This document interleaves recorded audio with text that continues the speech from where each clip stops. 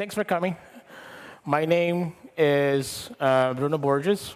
I work with IT since 2001. Started as a Java developer doing Java Swing desktop applications, and then went into JSP and servlets and Apache struts, and those things are very old. So you're probably doing Spring Boot, Java EE, Micronaut, jQuery. No, jQuery is old now. You're doing Angular, right? I work at Microsoft now, which is interesting. I have a Mac, not a Windows.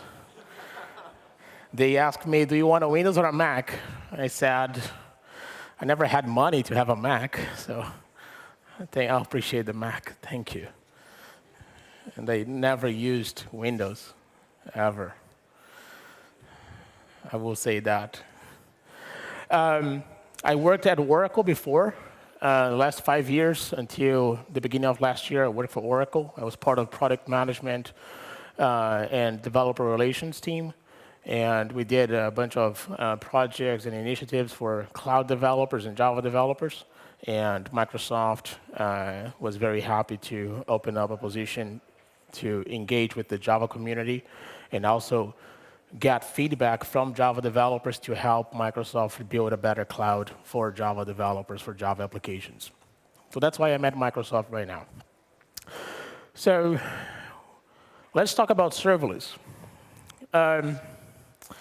Serverless is a very idiotic term. And idiotic is a strong word, perhaps, but it's an idiot term. You know, if you think about it, like serverless, of course there are servers in the back end. How am I going to run my application? There has to be a server somewhere, right? But it's a very cool term, serverless. Ooh. It is fancy. You put on your resume, I know serverless computing. Oh man, you are hired. You got a job.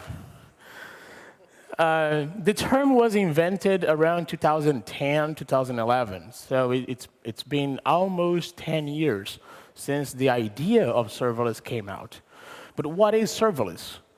And why we are talking about this even more recently? There is this article from Ben Kehoe that serverless is a state of mind. And it's an interesting article that I recommend you to read. It was published in the last few weeks. But the main point of the article is that serverless is a consequence of focus on business value. And if you think about it, serverless, no servers, business value. It's the idea that you don't care about the server. It's the idea that you will not be spending time setting up, configuring, installing, patching, updating, scaling, maintaining the infrastructure that runs your application that actually delivers business value. Now, for some companies, doing all those things might actually be related to business value. One example of a company, Amazon, Microsoft, and Google, because the business is the cloud. So for them, it makes sense. But for any other company that needs to provide business applications, data input, data processing, visualization of data, analytics, anything like that, you shouldn't be worried about infrastructure, just your business application, and deliver the business value. But how did we get here? We got here by freezing PowerPoint. And that's why I did not want Windows. Oh, man. And now I'm going to force quit PowerPoint, just so you know that this is real. I love these kind of demos. Yes. Bye-bye, PowerPoint. I used to use PowerPoint on Linux using Wine for several years, and it crashed even less often than on Mac. But that was like 10 years ago. And then we are back. All right. Then nothing happened. You're just back in the game. So before the cloud, your job was, perhaps some of you, not all of you, some of you had this amazing experience of going to a data center and having to set up a server. Anybody here did ever do that? Go to a data center and set up a server? 1, 2, 5, 6, 7 miserable souls that had to do that. I did too. It was awesome. You bring that cart that has a keyboard and a monitor next to the rack that has the server. You plug the cables, and then suddenly you have a shell because it's Linux. There's no X Windows because nobody were smart enough to install and configure, because you never know what's going to happen. X Windows never works, especially at that time. So at that time, people were like putting together computers and racks and setting up basic infrastructure. So the evolution of IT came into this flow. We saw all these servers being set up on premises, on data centers that the company used to own. And so many questions had to be answered by the IT team. So many things that you had to do that had nothing to do with the application they were actually trying to run at the end of the day. Setting up HTTPD conf for Apache, setting up firewall, IP tables, what amazing software. So easy to configure all those parameters. IP in general, networking, all that setup, it's not easy. And besides all the patching and updates and rebooting the software, rebooting the operating system, updating the kernel, and so on and so forth. And the conflicts. Oh, there's a conflict. You cannot run PHP. This application with PHP 5, no, it doesn't work because I already have PHP 4 installed. So you need another server, right? Because there's no virtualization. So many issues around that. So then somebody thought, I think this was pretty much Amazon who came up with the idea, let's use our computer resources and rent those computer resources. And they came up with the idea of infrastructure as a service. Amazon technically it started in 2004, but they became a public cloud around 2006 with EC2 and S3 and another service, I think SQS. And from our perspective as IT administrators, we at least did not have to buy the hardware anymore. We did not have to set up the cables. We did not have to set up the networking and anything like that. We're just like, hey, give me a VM, and I'll go SSH and configure everything. So you see, you started to stay away from low-level computing management. You're starting to focus more on business. And now we moved into a new area that is called platform. So you have services that just say like, hey, I want a database. I want a queue for my messages. I want a firewall. I want a new IP or routing and traffic manager. I want these new things for my solution, but I don't want to install and set up. So just give me the service. And scalability became part of that naturally. But you still have to manage those services. So what's the next level? How do you really get away from those things that are more like low level and actually focus on your business application code? So that's where we got to serverless, to the idea of serverless computing.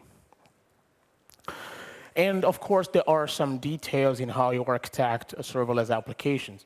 You have to think about the cloud services, what they provide, the frameworks that are allowed you to write code, and so forth. And we're going to talk about pricing as well. So in the end of the day, serverless is event-driven, is micro-billing, you pay per use, no server setup or maintenance at all. You just write code, push to the cloud, it runs, and you get charged by that. And the events are messages, storage blob that got created, data that was inserted into the database, an HTTP trigger, cron job, or anything that happens. It can be machine-triggered events or even human-triggered events, such as a user accessing an HTTP URL. And scalability and high availability. The serverless platform that is provided to you scales automatically based on demand. That is the most beautiful thing that we would ever expect as developers that want to deliver business value. We want to focus on that. We want to write code that processes images, that translates text, that converts audio to text, that provides calculations of taxes and financial equations and so on and so forth. That is the actual things that we do as software developers, most of us. So in cloud computing, when you think about cloud computing, we have some basic elements. We have virtual machines, mostly Windows, Linux. We use configuration management solutions, Puppet, Chef, Ansible, to automate the provisioning and the setup and the configuration that is repeatable, automated. We have another level, which is containers. We put our application inside containers and just run those applications as containers. Very easy to package and run and deploy. And the runtimes of our applications. Maybe it's an application server. Maybe it's just the runtime of the programming language that you used, like the JVM, for example. And finally, your actual application. That might be a monolithic application or a microservice, or a combination of several microservices, or even a combination of one monolithic application and several microservices, because maybe you started to modernize your architecture. And then we look into serverless computing, serverless cloud computing. The elements of serverless cloud computing are a little bit different. If you look closely, you're going to realize that the things that are provided are more ready to be used. You don't need to set up.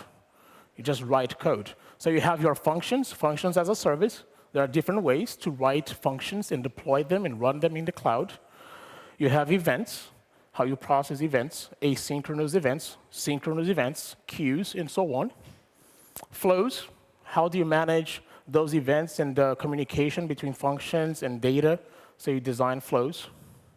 And even databases. Databases are starting to become serverless to the point that you pay per use in a micro-billing style. Provisioning of the database is on demand. You don't necessarily say how much data you're going to store because maybe you don't know yet. Oh, I have a spreadsheet I need to put in the database that's like 1 megabyte. But I don't know how fast I'm going to grow. So I don't know how much data I'm going to need in 1 year. So it scales automatically for you.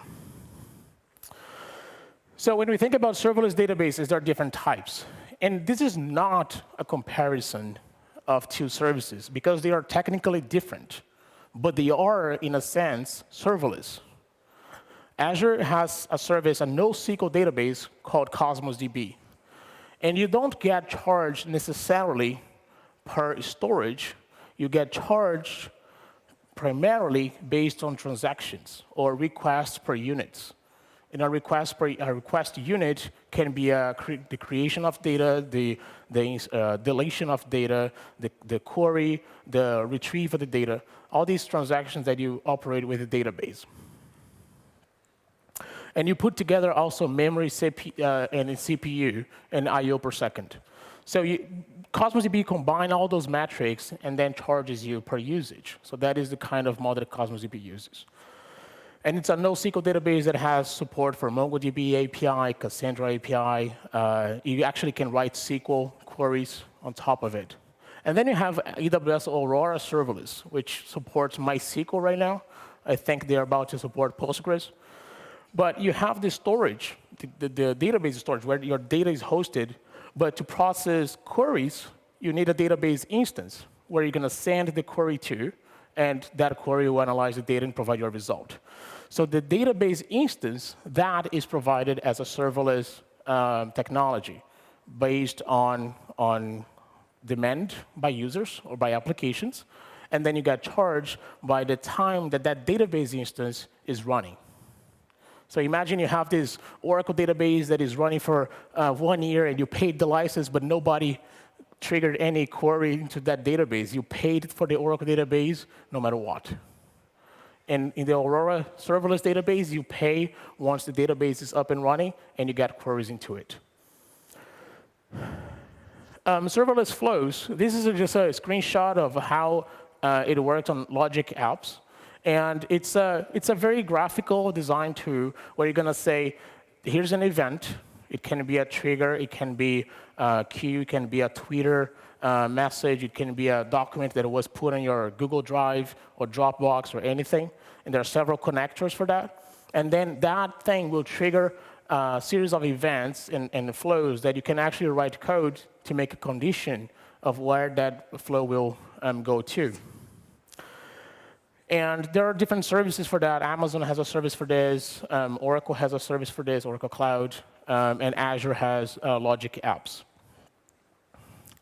And then we have serverless events, which is, in a sense, imagine Kafka, but you don't manage, you don't set up, you don't instantiate, you don't patch, you don't upgrade, you don't do anything.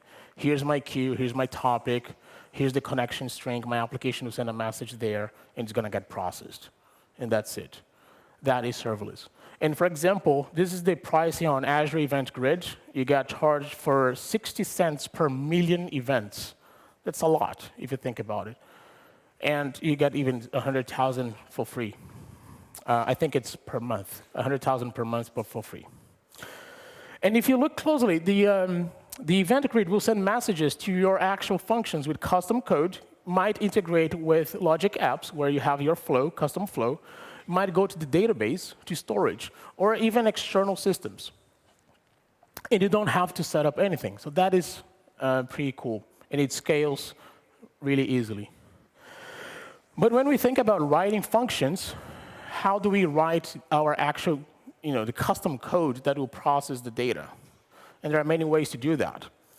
Some open source projects are aimed at providing you with a framework and a runtime, an engine, that will execute your function. Two projects are focused on Kubernetes, Knative and Kubeless. FN project is very focused on a Docker style. And then you have OpenWhisk, Apache OpenWhisk, it's very similar, and OpenFaaS. So FN project, OpenWhisk, and OpenFaaS are very similar in the way they are designed. Knative and Kubeless is very focused on Kubernetes.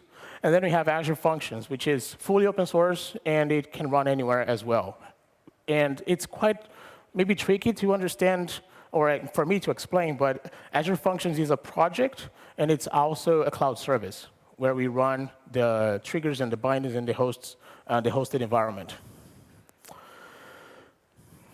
When we are thinking about Java functions and how we write Java functions, or Kotlin functions, or Scala functions, or JVM language functions, we have to understand how the JVM works and how it's important for a serverless cloud computing function to start fast, consume low memory, execute fast, and then shut down. Because remember, serverless functions, they are charged per execution and for how long they take. So if a function takes 5 minutes, you're going to get charged for 5 minutes of execution. So you have to be smart on which language you use, how you design your application, what frameworks you're going to use, what libraries you're going to use, what your application will eventually do. So in the Java space, two main problems exist. One is code startup and footprint. And GraalVM, OpenJDK, OpenJ9 are projects that have invested a lot of time and research in solving these problems. One big step forward in OpenJDK is class data sharing. Basically, it's a solution that takes all the Java classes and turns them into a file that can be loaded in memory much faster. Instead of just the .class, it's converted into a binary format mapped into memory.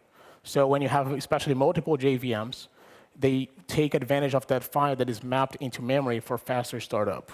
And there are 3 JAPs that are related to this approach. 310 is for application class data sharing for your code, custom code. 341 is the default data share. So the JVM will come already with that file ready to be used. And 350 is dynamic data sharing. So your application will run, and the JVM will be smart and dynamically detect all the code that is executed, and then when it shuts down, generates that file for you. The other investment in Java space is the ahead-of-time compilation. OpenJDK has that, basically what the just-in-time compiler does during the execution of a process. Ahead of time, we'll do that ahead of time. You call JAOTC, which is a binary that comes with JDK, and you're going to turn your bytecode into optimized, close to native bytecode. GraalVM goes even further and does that, including the JVM. So it's not just JIT ahead of time, it's the entire thing to the native level. OpenJ9 also has some investments in that area. The other thing that is interesting for serverless is garbage collection.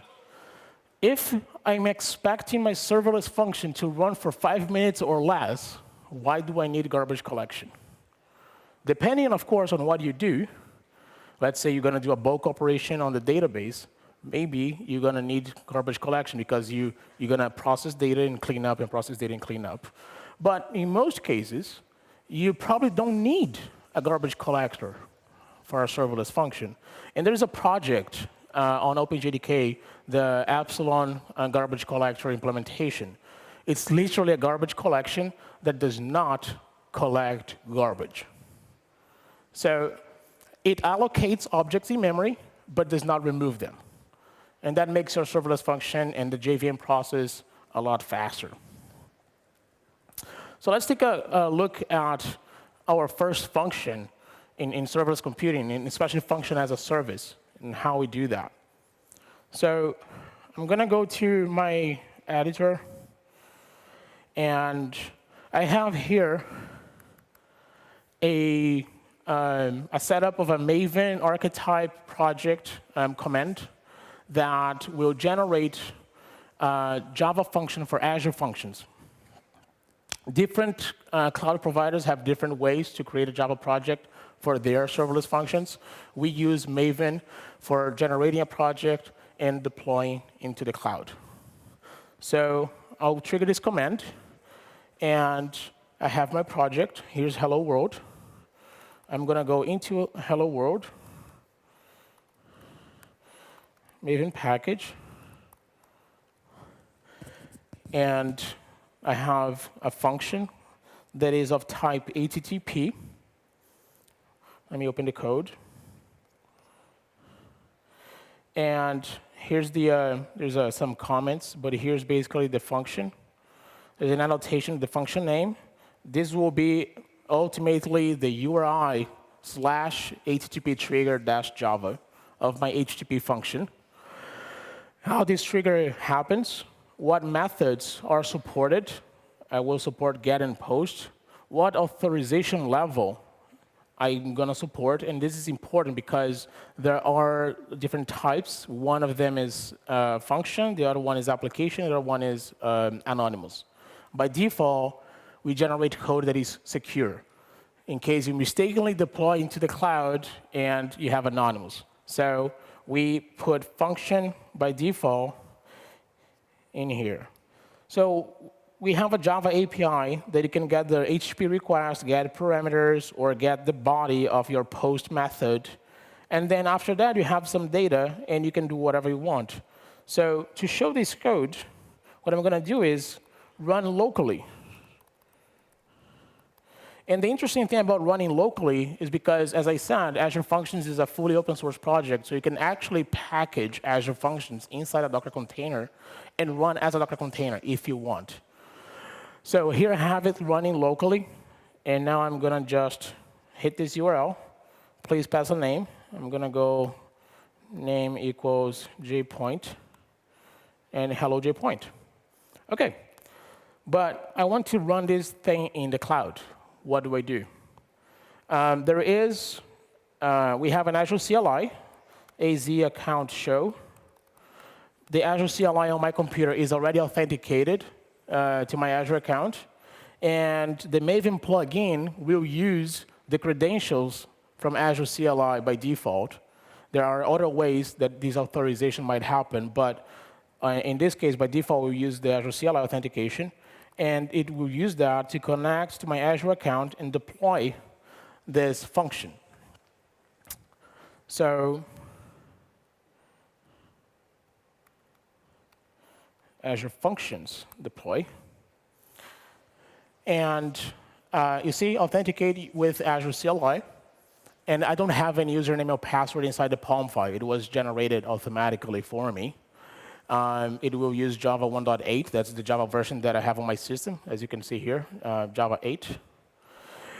It will simply zip the package, the jar file, with a JSON file that is generated, and upload to the cloud. And once that is ready, it will give me a URI that I can use to access this endpoint. So why this is happening, and here it is, the URI. As we're going to see, I'm going to do /API /HTTP trigger name Bruno, and I get an error. Because my function is protected by default, I need to put an access key. So let's take a look at that. So I'm going to go into the functions, and I'm going to open the function that I just created. And I'm going to see here a list of the functions. It will show here HTTP trigger -Java. I'm going to go into manage. And we're going to see here a key for this function. There it is. I'll copy this value. And now I'm going to put in the URL and code equals that key. And now I have access to the function. So by default, the function is protected, just in case people accidentally deploy things to the cloud and forget. Oh, it's in the cloud now. Sorry. OK, so I got my function running. And this is a Java project that can debug locally. I can debug remotely. What else can I do? I can actually, because this is a Maven project, I can actually do any dependency. I can do dependency on Apache Commons, Lang, Bean, Utils, whatever library that is on Maven Central, you can do that. I do have, though, one other project here that does one thing that I find it a little bit more interesting. So this function takes a message through HTTP and it stores in Cosmos DB, which is that NoSQL serverless database. And the way this works is using something called bindings in Cosmos DB in Azure Functions. Those bindings are pieces of extensions into the Azure Functions runtime that connect to cloud services for me. So I don't have to download the Cosmos DB Java SDK, create a connection on my code as I would with the database, and provide username and password and all that. All I do is do an annotation, Cosmos DB output, and I provide some information here. What's the name of the database? What is the collection? Create if not exist, the data type, and then the connection string. And the connection string, as you can see here, is not an actual connection string. It's a name. That name is the name of an environment variable that then actually has the credential. And that credential I can actually set here on this file. And here's the key, Azure Cosmos DB connection.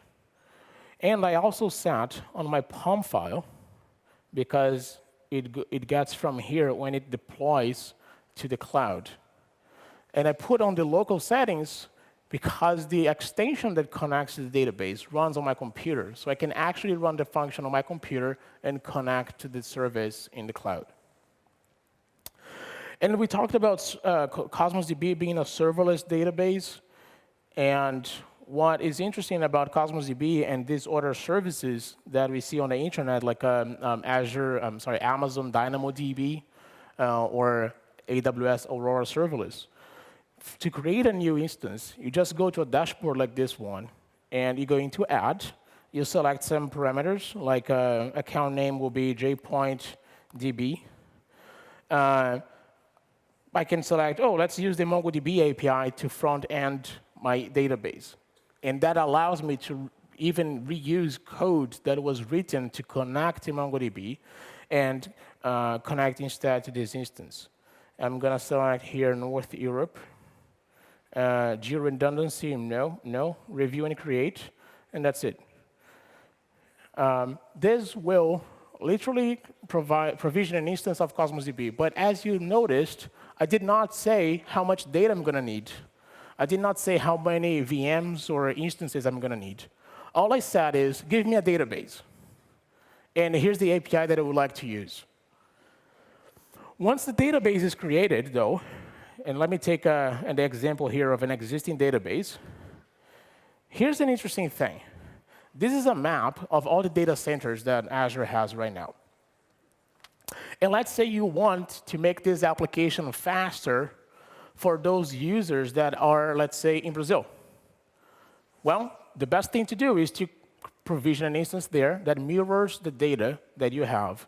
And for this to happen, all I have to do is come here and click in this map, and it would enable my data center in Brazil and have a copy of my database over there. So just to show you, this is how it works.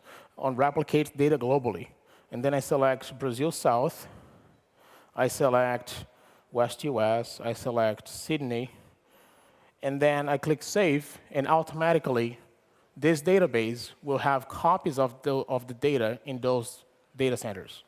And I can have applications now deployed in those regions connecting to those instances automatically and with low latency and much faster. So this is the true value of serverless databases.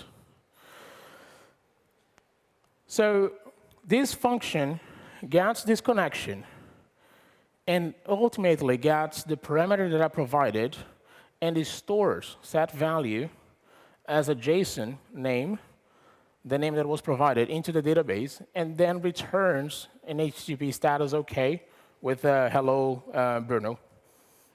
And this application is already running in the cloud. So let's take a look at an example. Let me delete the collection. This is a desktop application that connects to all my databases that are in the cloud. So I'm going to say new collection ID. And here, there is a parameter that says, oh, you're creating a new collection.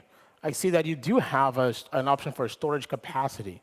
Fix it for 10 gigabytes or unlimited. And then the throughput is request units per second. And that goes back to the billing story that I mentioned before. So for this demo, I go with fixed. And I have now events and no data in there. And I have this function already running on Azure. And yes, discard. And it's the JPoint 2019. So JPoint 2019, here's the URL. And I'm going to say store name Bruno. And one thing that we will see is the hello Bruno. And there you go, hello Bruno. And we're going to go here to the database. And let's open the documents. And we have here just one entry in the database, hello Bruno. And it's a JSON object, of course, with some extra values that Cosmos DB utilizes to manage the data internally. But that's it. I have a database. I didn't have to install anything, create anything, just provide a connection string somewhere. Now, what about monitoring? One interesting thing about serverless is that most runtimes provide monitoring automatically, well, to some degree. This application here does have monitoring configured. So let me go back to my dashboard, and let's go here on live metrics stream. And you're going to realize that there is one server online, because I just hit the function. So one server was provisioned automatically for me. Now, there's nothing going on, right? Eventually, this server will time out, because no requests after X minutes, the server shuts down. Let's bombard this function with a lot of requests. There is a nice command line application that it's called AB for application testing. And what I'm going to do is I'm going to do 10,000 requests, split it over 50 threads. It's like a JMeter. If you've ever done JMeter, it's basically what it does here. And this is the URL that I'm going to trigger. and boom. Now, be patient, because you are bombarding the function. And you see that spike because it's, well, things are happening. And as you can see, it's provisioning a bunch of servers because it's scaling my function automatically. And the interesting thing here that I got is process CPUs, dependency call, and when you see the dependency call duration, this is dependency with Cosmos DB that the monitoring solution already identifies. So we look at, for example, here, dependency, get collection from Cosmos DB. It took like 85 milliseconds. This one here took 7 milliseconds. And it got faster and faster because it provisioned the server for your function, and it has it running and connected to the database. And then suddenly, the time to process this is now very fast. So the request duration is very low because everything was provisioned and scaled on demand for you. So when we look back at the database, now we see a bunch of other documents created because we are hitting this endpoint like 10,000 times. And here's some random name. And of course, another data endpoint will be also some random name because it's the same URL that I'm hitting. So this is to demonstrate to you how serverless computing, if used, if you take advantage of the capability, whatever cloud that you are at, you can write code very easy, very fast, deploy and scale, and store that data in a database that you didn't even have to manage yourself.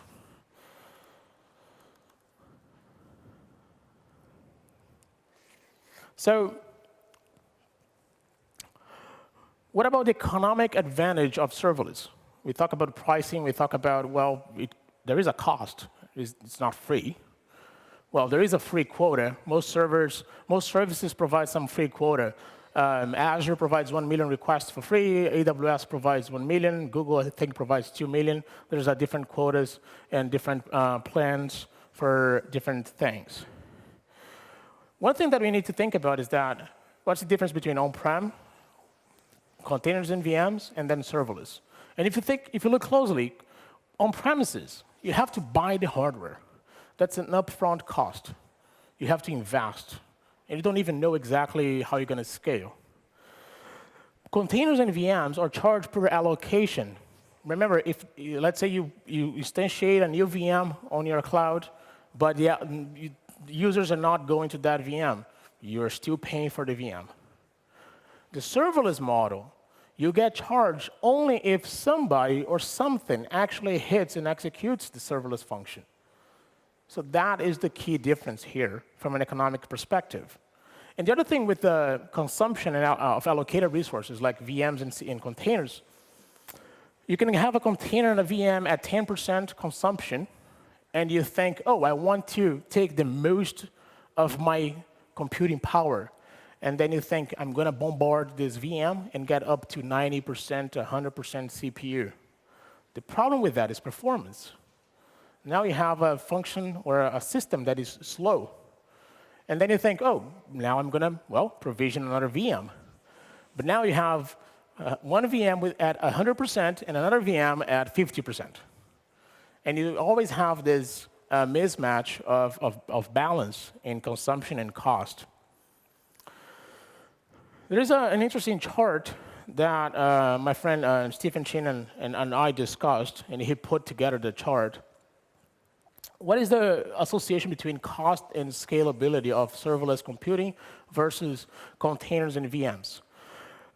If you look at the blue line, that's the serverless price. The price of serverless scales progressively with the cost. So the cost and scalability are pretty much aligned. But for traditional servers or containers and VMs, you have a bump. And then until you hit a point of 100% workload or consumption in CPU, then you have to allocate another one. But that's not always automatically. You're always somehow losing some money with those types of allocations. The reality, though, is that serverless is, in a sense, more expensive than containers. Because if you think about it, well, my serverless function, I know how many functions I have. I have 200,000 requests per month. And the serverless function is charged per function call. Maybe if I put that application in a container, I'll pay for the container, and it will run my application much cheaper. Yes, that might be the case. So you do have to do some comparison of cost for the particular technology, and it's not that simple. Why it's not that simple? Number one, predictability. Do you really know how much workload you're going to get? Do you really know how many requests you're going to get? For how long? It's not that easy. And it's always an interesting discussion about whether you buy a car or you drive only by taxi. You know, should I buy a car or drive only by taxi? Well, it depends. How many times, how often you are riding with your taxi. And if you buy the car, you have to put the gas. You have to maintain the car, change the tires, pay the tax, and all those things related to maintaining the car working. So what if you buy hardware or VMs and containers in the cloud and deploy those open source projects that we saw, like FN project, OpenFaaS, Azure Functions, all of that, and you use the serverless developer experience on top of containers and VMs? You might save money on this approach, but you still have to manage those containers and VMs in that environment. So maybe you're not necessarily saving money. It's a tricky calculation, because one thing is the cost of those resources, and the other is the cost of your people, the people managing the infrastructure. So you pay as you grow until you own. That's a very tricky question, because you might be saving money, but that money goes into staffing, and now you have somebody that needs to go there and fix your car. And by the way, this is MacGyver, the actor who did MacGyver a long time ago. No? I'm from Brazil, and they saw this. It arrived in Brazil decades later, but it did. So MacGyver is this character from television that fixes everything, and they saw the actor, stuck on the road and couldn't fix his own car. So there is an interesting observation of a use case of a website on the internet. There's a website that has 32 million API requests per week, about 5.5 million per day, and over almost 500 gigabytes of bandwidth back and forth over a week. And those are things that are charged in the cloud. Anybody knows this website? Who knows this website? No, not Netflix. So Have I Been Pwned is a website that helps you check if your email was part of a leaked database of usernames and passwords. So you go to this website, you put your email, and it will say, oh, your email? Yes, the password leaked on the internet. Because Facebook or Dropbox or some other company that has had a database leaked on the internet. So you should go and change your password. That's basically what this service helps you with. So based on these requirements, based on these loads, this is how much it would cost starting at this level. About $2,700 per year to run this using Azure Functions. And just like basic, it would start at this price. It would probably go a little bit over. So how do you reduce a web application that runs using serverless computing? Especially for web applications, you have to cache. You have to cache requests. You have to use static content as much as possible. And you have to be smart. And remembering being smart, focusing on business value. So there is this service called Cloudflare that helps you with that. Basically, it puts itself in front of so here's your naked website, which could be your HTTP serverless function. And you deploy it in front of your function. So users and attackers, instead of hitting the function, will end up hitting the Cloudflare nodes that are deployed globally in several data centers. And only if the data that is being requested is not in the cache, then it's going to hit your serverless function. So it's a very nice way to avoid DDoS, avoid attackers trying to shut down your service, abusers trying to crawl your data, and simply a bunch of visitors that actually wants to access your website or call your API. So for Have I Been Pound, they actually have a very interesting story. This is what happened in one adjustment of the implementation of the architecture before and after activating Cloudflare. So you see, requests went from the API into the serverless function to Cloudflare cache. So now you're saving money on the serverless function and hitting a static, technically a static website, which has a much cheaper price. And Cloudflare actually has a free quota, free service, free plan as well. So in the end, 1%, about 1% of requests actually were hitting the serverless function, and the cost of this implementation went from $7 a day to 80 cents a month. That's a huge saving. So that is a sort of being smart with serverless computing. And this is what the person who runs the website is like. Okay, well, best way to run things on Azure is not hitting Azure. So you save money. And how many people work at Have I Been Pound? How many developers work at Have I Been Pound? Anybody has any guess? If you do know, don't answer, but anybody has any guess how many developers? One. Just one developer, just Troy Hunt. Troy Hunt runs the entire website.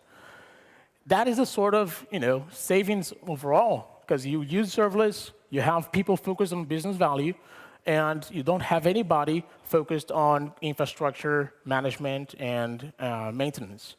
And you only focus on the business. If you do want to learn more about this story about Have I Been Pound and Azure Functions and Cloudflare, these two URLs at the bottom will take you to the two articles that give you all the details about running the website, using serverless, and using technology, a service like Cloudflare. How many of you were in the opening keynote? OK, about half. If you remember the opening keynote about Craftsman, the interesting thing is, one of the things that were said at the end of the keynote, or near the end of the keynote, Craftsman can be 5 times even more efficient by knowing what not to do. If you know what not to do, then you're efficient. If you go serverless cloud computing, you won't do a bunch of things. So if you're a craftsman that wants to write high-quality code that delivers value, consider serverless computing. I won't say it's a silver bullet, because it's not. There are actual real cases that serverless computing will not fit. But there are many cases that work really well. So learn those technologies, evaluate, and think about the things that you shouldn't be doing because somebody else already did, and take advantage of that. So in the end, serverless cloud computing is about focusing on business value. It's about writing the code that is for your goal, and save money at the end of the day. Because then you have, saving money is a strong term. It's actually saving time as well. And then you have a better work-life balance, in a sense. So with that, thank you very much.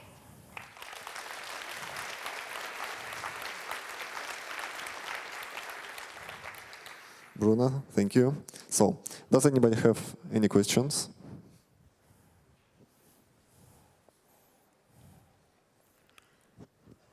Thank you very much. One question. Did I understand correct that serverless is a good idea if you small startup and you don't predict the big load on your servers, and if you when you grow, you have to leave this idea and go to real Docker, real. Yep. Yeah. So the question is, as a startup, do I go with serverless computing first, and then I move to containers and VMs? There was a debate. You know, Lyft, the company that competes with Uber. Lyft is a taxi sharing company. There was an article saying that they spend $100 million per year on Amazon. And then somebody said, oh, if they were using serverless computing, it would have been much cheaper for them.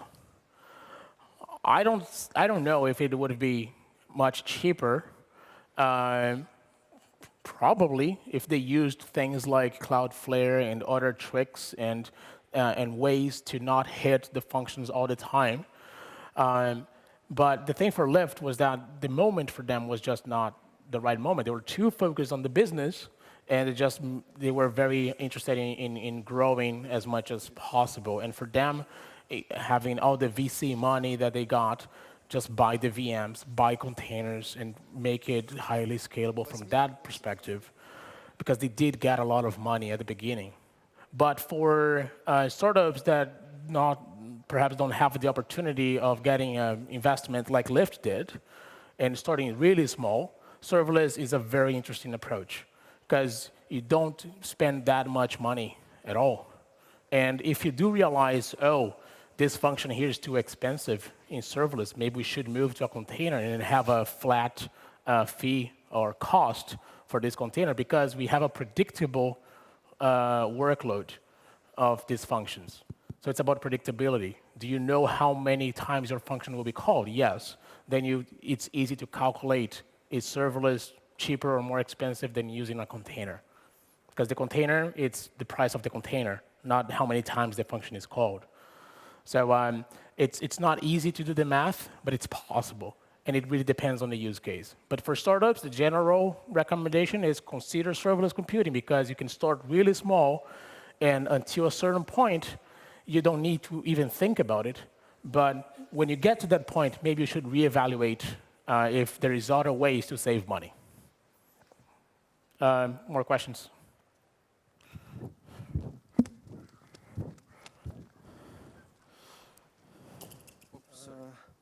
My question is about how is it to leave this solution, because when you started with using Azure V, you need to use even to use some annotations, as I see, and you have a solution. You're in a production, and as my colleague said, your business decided to migrate on your own premises. How easy to do it? I think not.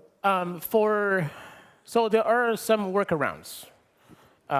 For Amazon and Google Cloud, based on their documentation and what they share publicly, it's not that easy, because they have a proprietary engine. For Azure Functions, it's completely possible, because our engine is fully open source. So even though you're going to keep using those annotations, you can run that code inside a container and move to a container.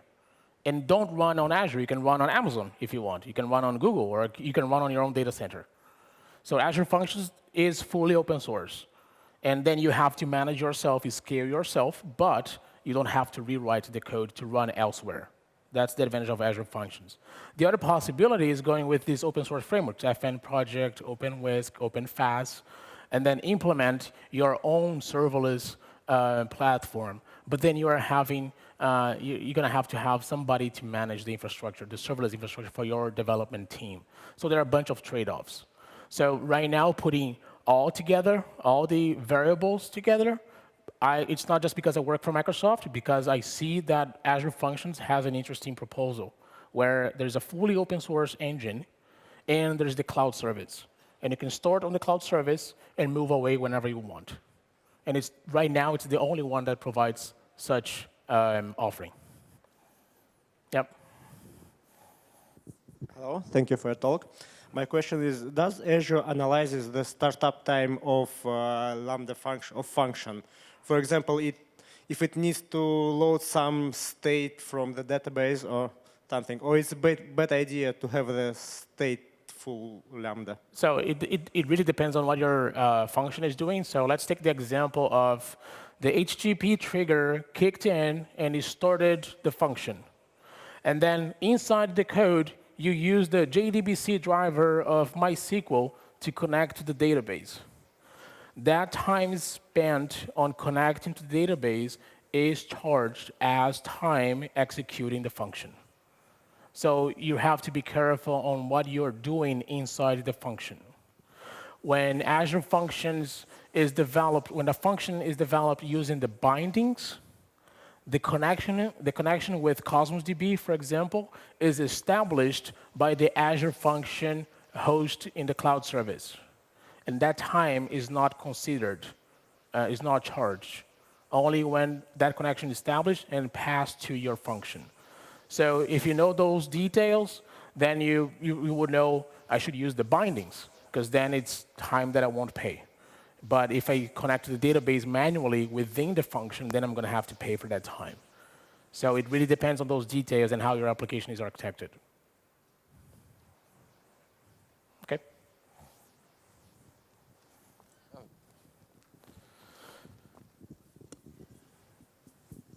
Thanks for the presentation.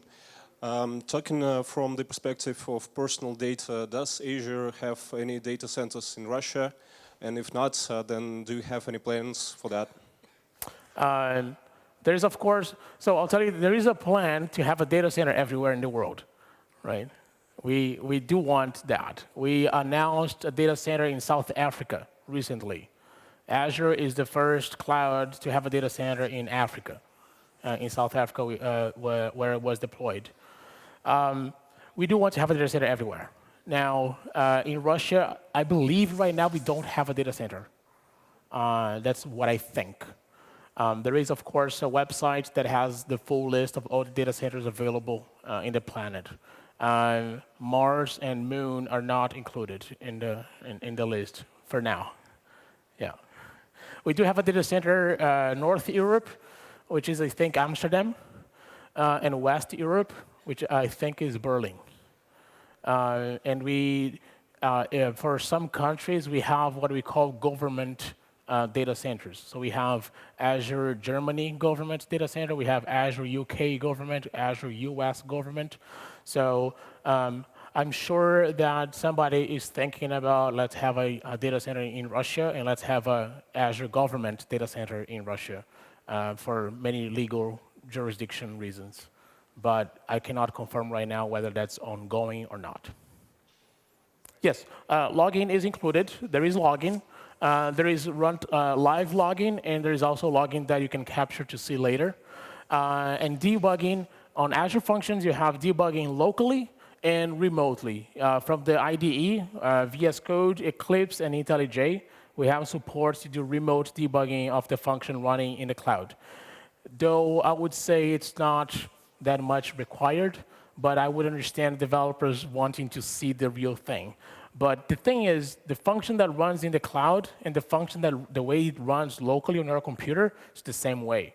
Because when I run a function on my computer that says it's listening to events in the database, the function starts on my computer, and the agent on Azure Function connects to the database and starts listening to events there, the same database that would be connected from the function that is deployed in the cloud. So that's why I would say a local debugging is pretty much the same as a remote debugging. But we do provide remote debugging for those that really want to see it. Yeah. I believe this is it. Yeah. Давайте поблагодарим Бруно. Спасибо.